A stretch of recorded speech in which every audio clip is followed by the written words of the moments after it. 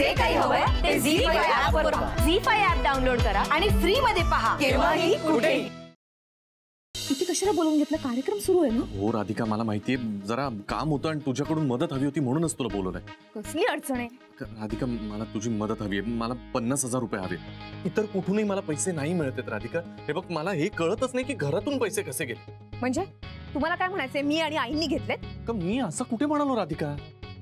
त्यापेक्षा तुमच्या बच्चाला विचारा ना तुम्ही. राधिका प्लीज काहीतरी कर. मी हात जोडतो, पाया पडतो, हवं तर पण प्लीज मला पैसे दे. माझी नोकरी जाईल प्लीज. 1 मिनिट शनया, तुझ्यासाठी एक सरप्राईज आहे आणि सगळ्यांसाठीच. Surprise? What surprise? Taxi driver जरा बाहेर येता का प्लीज?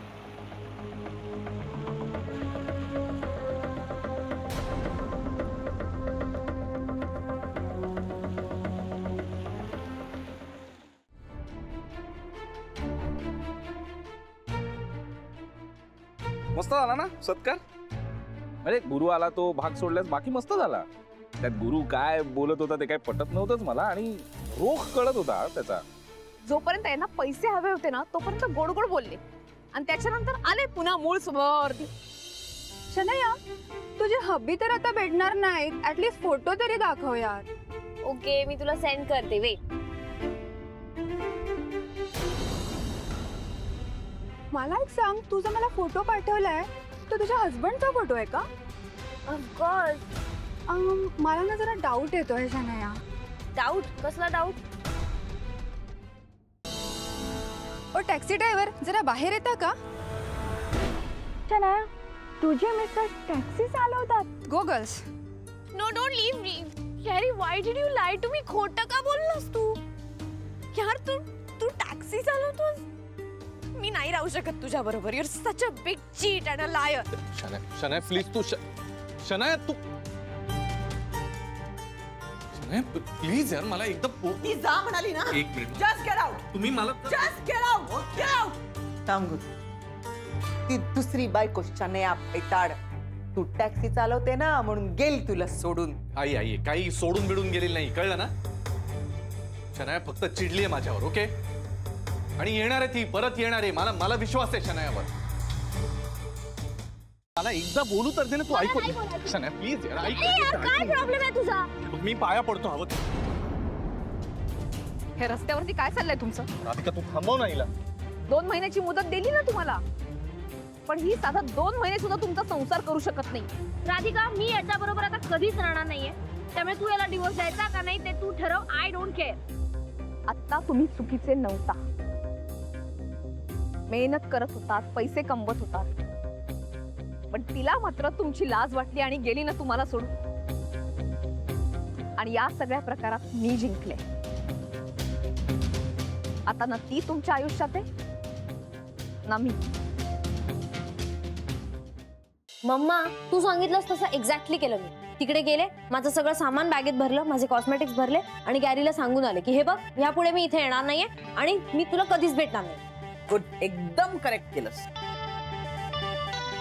पण मम्मा, मला थोडं बॅड पण वाटत होत. म्हणजे मी गॅरीला माफ वगैरे करणार आहे अशातला काही सीन नाही हा.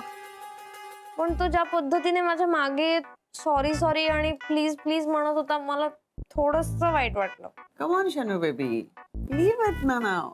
आता हे बघ, पुढे काय करायचं तुला माहितीये ना. गॅरीला विसरून जायचंय. ए इडियट, काय विसरून जायचं? मग इतके दिवस त्याच्या मागे वाया कशाला घालवलेस? मम्मा यार, तुझा प्रॉब्लेम काय? एकदा म्हणते त्याला सांग की मी भेटणार नाही, आता म्हणते त्याला विसरायचं पण नाही. नक्की प्लॅन काय आहे? शनू बेबी, त्याला पॉलिटिक्स म्हणतात. पॉलिटिक्स. काय? अगं तू फक्त मी सांगते ते कर ग, मग बघ तुझा कसा फायदा होतो ते. फाईन, आता तू एकटीच उरलीस. हू आय ट्रस्ट. नाही शनू बेबी. मम्मा, मम्मी आता काय करू? मला सांग शनू बेबी, गॅरीने तुला जितके काही गिफ्ट्स दिलेत ते आहेत का ग सगळे?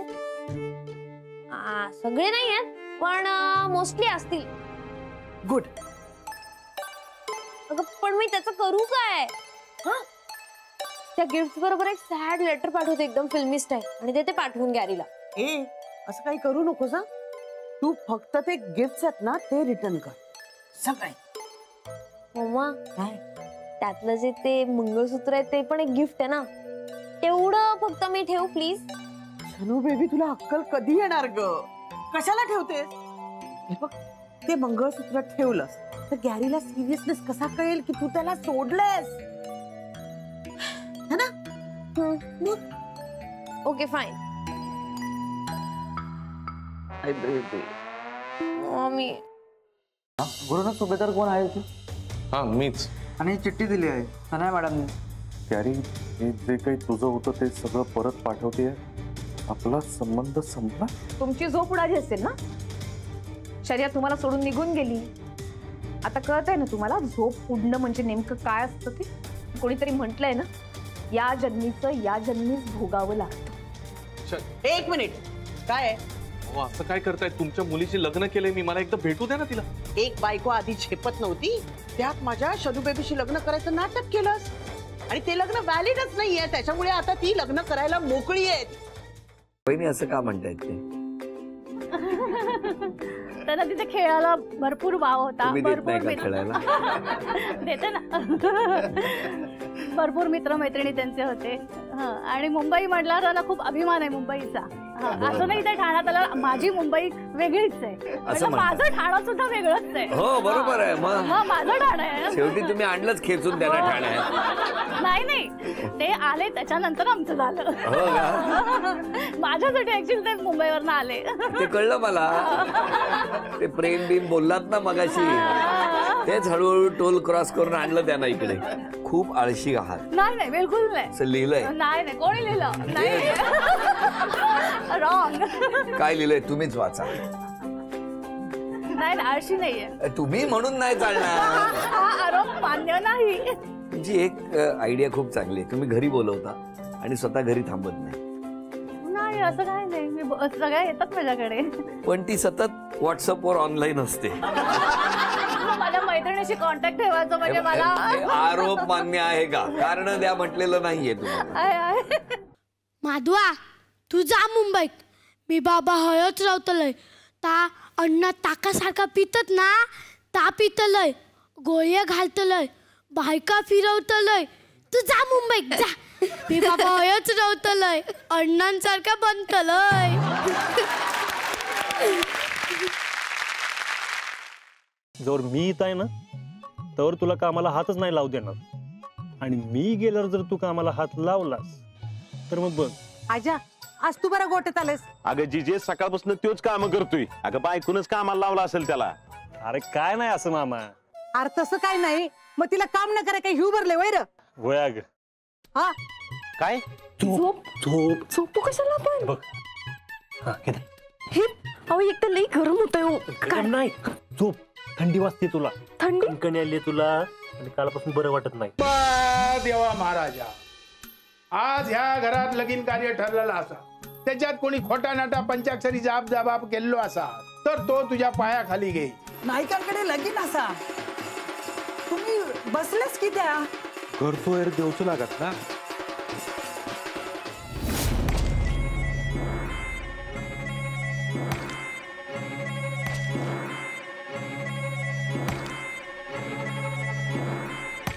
हो आहे लिहून देवा.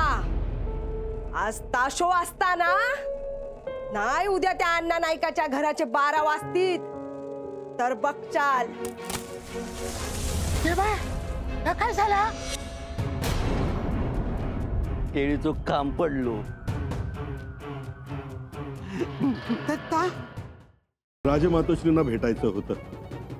आपण बोलू शकता, पण आम्हाला फक्त त्यांच्याशीच बोलायचं आहे. तुम्ही शंभू राजांवर दबाव आणा आणि सांगा अनाजी पंतांना पद द्या म्हणून. आणि हे झालंच पाहिजे.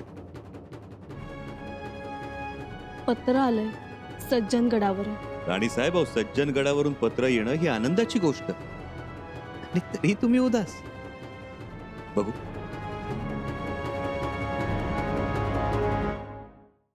सर, म्हणजे तुम्हीच म्हणता ना की हातात घेतलेलं काम कायम पूर्ण करावं म्हणून. मग आपल्या कंपनीत जो भ्रष्टाचार झालाय तो फक्त मला शोधून काढू दे. मी तिला सगळं सांगतोय, ऐकतच नाही माझं. मी तिला म्हणलं मी हे सगळं शोधतो, त्या फ्रॉड माणसाला मी शोधून काढतो. मला म्हणते नाही, मी एकदा हातात काम घेतलं की ते पूर्ण करणार. सर सर सर सर काम सर म्हणे.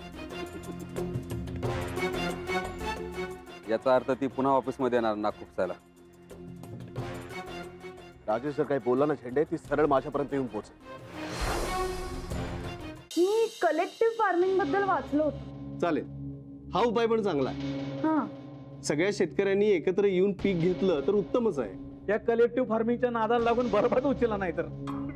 मला काय हे मान्य नाही, पण मी काय माझी जमीन देऊ शकत नाही.